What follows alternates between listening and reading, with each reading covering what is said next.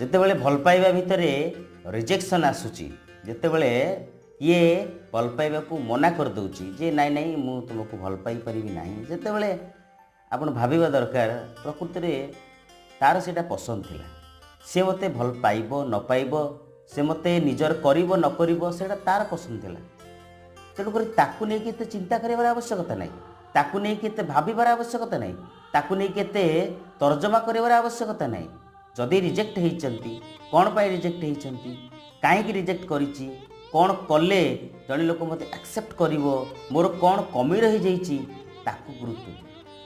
ଦେଖିବେ ଆପଣଙ୍କୁ କୌଣସି ପ୍ରକାର ରିଜେକ୍ସନ୍ ଆସିବନି, ଆପଣ ନ କହିକି ମଧ୍ୟ ଆପଣଙ୍କ ପାଖକୁ ସବୁ ଜିନିଷ ଆସିବ। ଆଉ ଆପଣଙ୍କୁ କାଲି ଯିଏ ନାହିଁ କରିଥିଲା କୌଣସି କାରଣ ପାଇଁ, ସେ ନିଶ୍ଚିତ ଭାବରେ ଦିନେ ଭାବିବ ଯେ ପ୍ରକୃତରେ ଏ ଲୋକ ହେଉଛି ପରଫେକ୍ଟ, ଆଉ ସେ ବି ମଧ୍ୟ ପରଫେକ୍ଟ। କାହିଁକି